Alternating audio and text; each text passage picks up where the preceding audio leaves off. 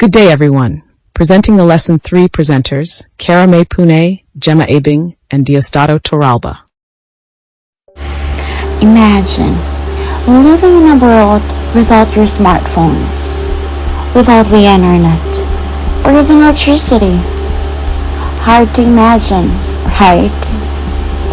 But our ancestors, they lived for how many years?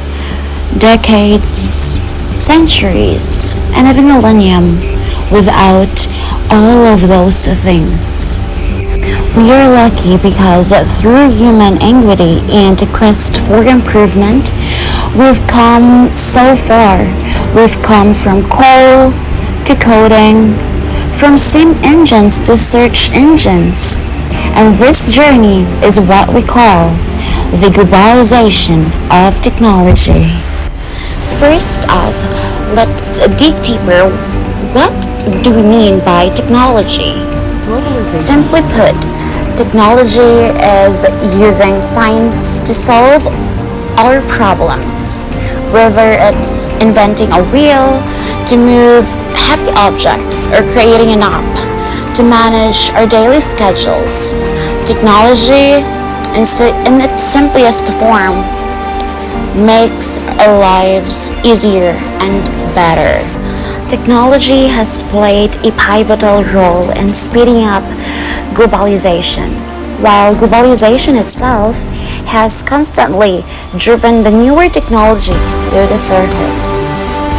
Thus, with that being said, globalization and technology have evolved as a twin phenomenon. So now let's unveil the journey of globalization and technology through the lens of Industrial Revolution. Industrial Revolution, or IR, it is wherein humanity has found a way to maximize the available resources they can tap toward advancing their aspirations individually and collectively. IR, it's actually divided into 4 stages. So the first industrial revolution happened during the 18th century. Imagine living in a world where your main energy source is coal, and the coolest invention around is the steam engine. This era was all about making machines that could do the work of many people in much less time. The second industrial revolution, 19th century. So during this revolution, people already discovered oil and electricity. Hello, lights at night and cars. The internal combustion engine was a game changer, making transportation faster and factories more efficient. Next is the third industrial revolution, the 20th century. Welcome to the age of computers and robots. With nuclear energy and natural gas, we began to see technology entering homes and workplaces, transforming how we lived and worked. And lastly, the fourth industrial revolution, the 21st century. This is where we are now, surrounded by smart technology. From AI or artificial intelligence that can learn and make decisions to robots that can perform surgeries. This era is all about blending the digital, physical, and biological worlds. What to expect? First, creator entrepreneurs. These are the people who use technology to start new businesses and invent new things. For example, entrepreneurs like Elon Musk and Mark Zuckerberg have used technology to create entirely new industries like private space travel and social networking. Second, artificial intelligence and robotics, machines that can think and act like humans. They are being used in hospitals for surgeries, making operations safer and more precise, and it will be tackled deeper later. And lastly, the internet, connecting everyone, everywhere, anywhere, all the time in this world. This is considered as one of the most successful and useful thing that man has ever created.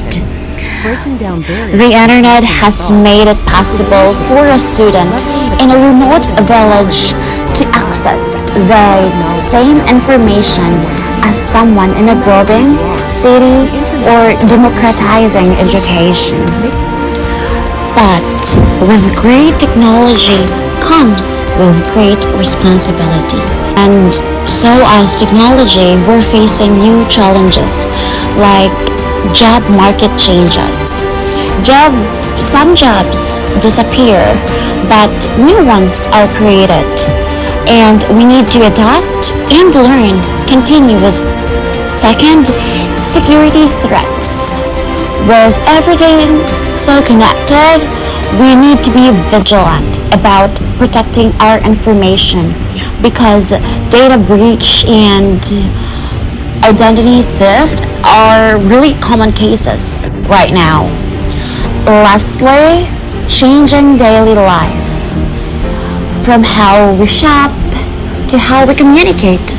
Everything is evolving and we need to keep up. We need to keep up with this fast changing world. We need to be always globally competitive. Now, let's have the technological diffusion and globalization. Technological diffusion is the process by which innovations like new products, new processes, or new management methods spread within and across economies. One of the examples of technological diffusion is the adoption of smartphones. When smartphones were first introduced, they were expensive and only available to a group of people. However, as the technology improved and prices dropped, more and more people began to adopt smartphones. Now let's have the diffusion of innovation or DOI theory. Diffusion of innovation or DOI theory is developed by E.M. Rogers in 1962 and one of the oldest social science theories. It originated in communication to explain how, over time, an idea or product gains momentum and diffuses or spreads through a specific population or social system. The result of this diffusion is that people as part of a social system adopt a new idea, behavior, or product. So, adoption means that a person does something differently than what they had previously. For example, purchase or use a new product, acquire and perform a new behavior, and etc. So, adoption rates for different types of innovation vary. For example, a society may have adopted the internet faster than it adopted the automobile due to cost, accessibility, and familiarity with technological change. So there are 5 established adopter categories. The first one is the innovators. The innovators are the people who want to be the first to try the innovation. The second one is the early adopters. These people are interested in trying new technologies and establishing their utility in society and represent opinion leaders. And then we have early majority. These people are rarely leaders, but they do adopt new ideas before the average person and pave the way for the use of innovation within mainstream society and are part of the general population. And then we have the late majority. These people are skeptical of change and will only adopt an innovation after it has been tried by the majority. So in short, if these innovations are already tested. And And the last one, we have the laggards. So these people are bound by tradition and very conservative. They are very skeptical of change and are the hardest group to bring on board. In general, innovators and early adopters are open to the possibility of risk that comes with trying our new innovations, technologies, or ideas. Laggards, on the other hand, are risk-averse and set in their ways of doing things. Eventually, the integration of an innovation into mainstream society makes it impossible for them to conduct their daily life or their work without it, and as a result, they are forced to begin using it. So now let's move on to Prensky's theory of 2001. In 2001, Mark Prensky described a generational divide between those who grew up after the technology boom in the 1980s and those who grew up before. So these people are divided into two categories. These categories are the digital natives and the digital immigrants.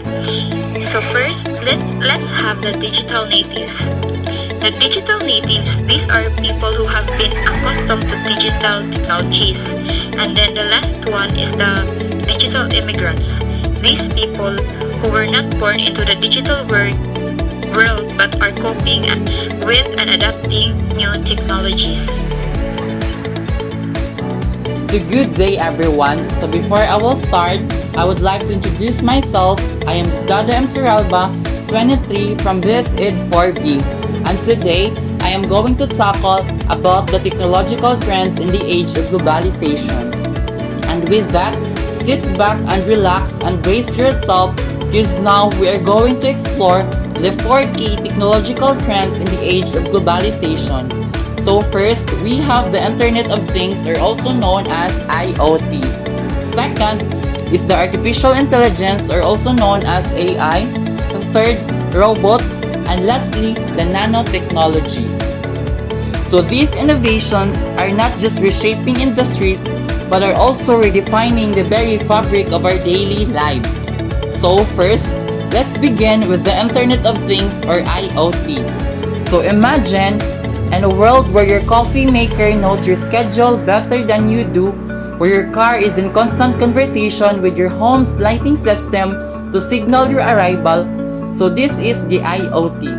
So it's a network of physical objects, things that are embedded with sensors, software, and other technologies for the purpose of connecting and exchanging data with other devices and systems over the internet. So from smart homes that manage our comfort and security to entire cities optimized for energy use and traffic flow. So IoT is making our environment smarter and more responsive.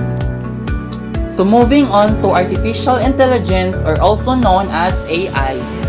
So AI is the simulation of human intelligence in machines that are programmed to think like humans and mimic their actions.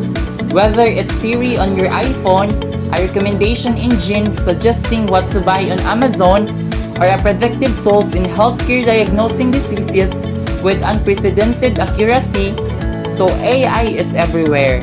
So it represents a significant leap forward in how technology can learn, adapt, and enhance human capabilities, making it a pivotal force in the current wave of globalization. Okay, next, let's talk about robots. Once confined to the pages of science fiction, robots are now a reality in many aspects of our daily lives. They assemble our cars, help perform surgeries with precision beyond human capability, and even assist in our homes. Robotics technologies has advanced to a point where robots are becoming more autonomous, capable of understanding their environment and undertaking tasks without human intervention. So from manufacturing floors to the fields of agriculture, robots are making processes safer and faster and more convenient and efficient. And lastly, we delve into the world of nanotechnology.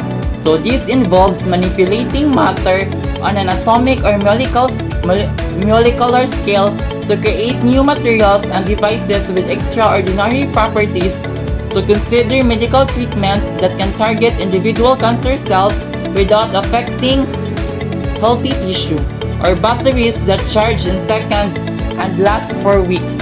So nanotechnology is paving the way for breakthrough in medicine, electronics, energy, and beyond, offering solutions to some of the world's pressing challenges. In conclusion, the globalization of technology has revolutionized our lives, shaping how we work and play. It's a journey fueled by human curiosity and innovation, aiming to create a better world. Let's welcome these changes with open minds and hearts, ready to adapt and evolve. Thank you for being part of this journey. Let's continue exploring and innovating together.